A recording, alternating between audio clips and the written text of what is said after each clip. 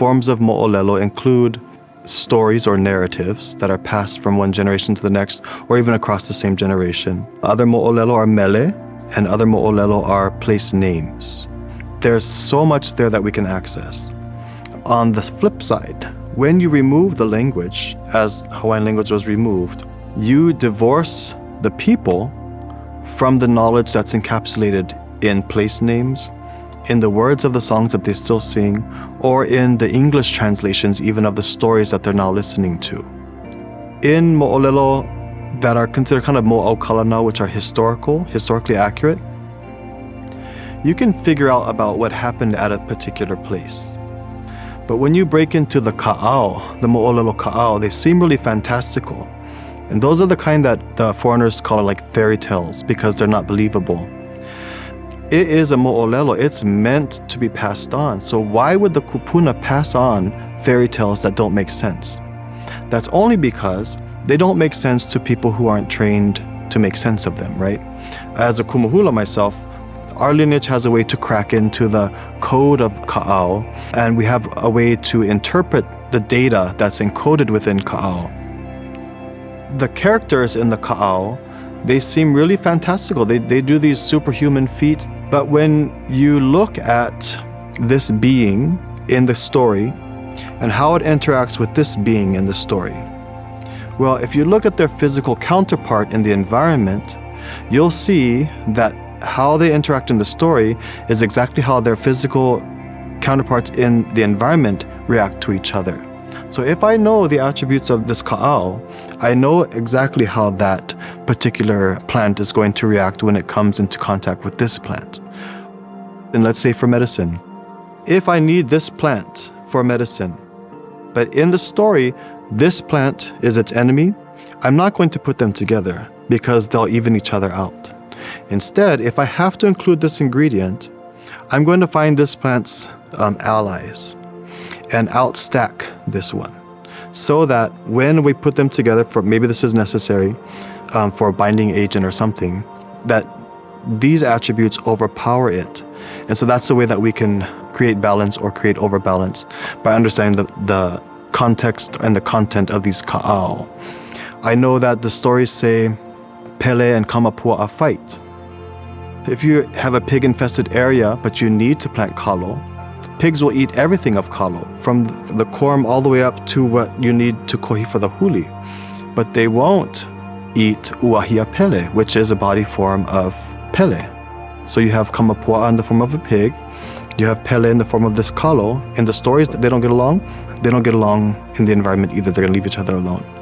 With that said, Pele and Kamapua'a also had a child together, Opelu Kauha'alilo.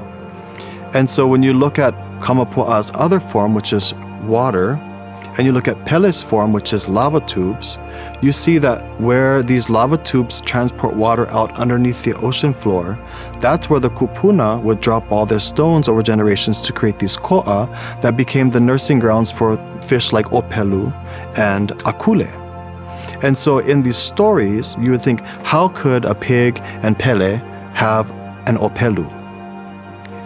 Their environmental forms come together to create the conditions where Opelu can thrive. The environmental forms that might not get along, such as a pig and this kalo, tell us those types of things.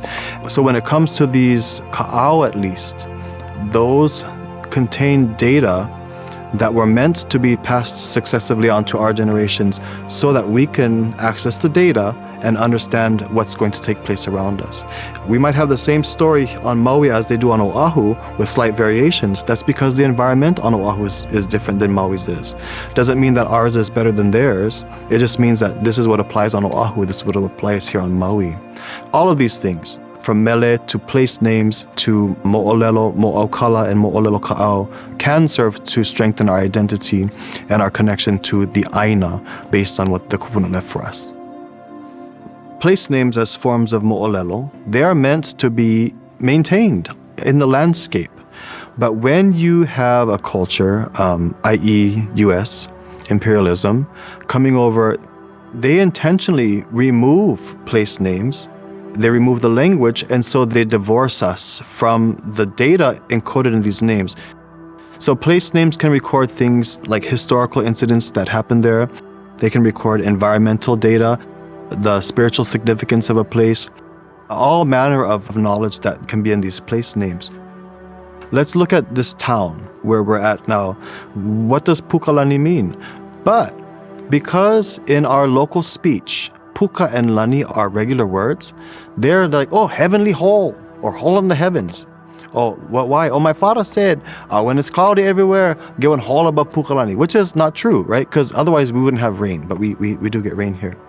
And so the data in the names tells us what was actually here. It doesn't actually have to do with Pukalani. Something that we have to do as place name researchers is ask ourselves, is this a contraction? Right? That's one of the questions we ask ourselves when we are encountering these names. And so Pukalani, if you go back to Mahele records, the name was Na Pukalani. And so that's my ka'i, but Pukalani still sounds like Pukalani in there. When you dig further back into the histories of this area, you come across the story of Kiha Pi'ilani, who was exiled by his brother Lonoa Pi'ilani. Their father was Pi'ilani. Lono exiled his brother, Kiha, who came up to this area, and there was a kahuna on top of Pu'upane who told him, you're going to raise an army on sweet potatoes. And so he went to Hali'imaile, got sweet potato slips, and came over to this area here and made mounds and mounds to plant his sweet potatoes in. And those are pu'e. And so Na Pu'e o Kalani is the original name of this place, Na Pu'e o Kalani, and it became contracted to Na Pukalani.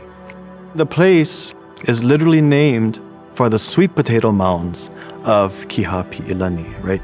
So even if we didn't know much about the area, but we knew it was named for sweet potatoes, we know that this environment is conducive to sweet potatoes. So what else can we plant that grows like sweet potatoes or grows in a sweet potato environment? Would it be palm trees? Would it be all these water requiring hibiscus plants, or would we plant things that are adapted to this environment? Just based on the place name, there's so much data that we can get, whether it comes from a historical story, a Kaʻao kind of story, or the environmental factors of the area. There's so much we can get from there. Would have saved a lot of money in Kihei. The moku of Kula literally means plains.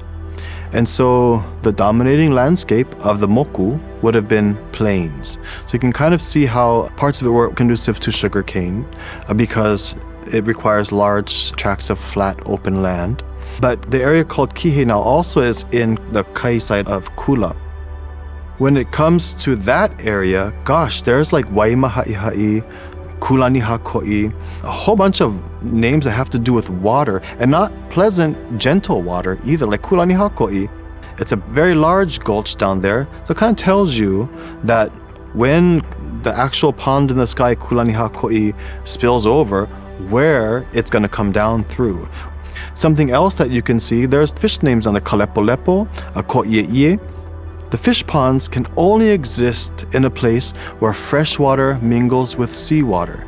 And if you're building your homes, mauka of these fish ponds, where there aren't rivers feeding this fresh water, these are underground springs feeding these fish ponds. Where do the springs come from? In that area, the wetlands that were there naturally allowed water to sit on the land and gradually sink into the water table and pop up along the shore as springs.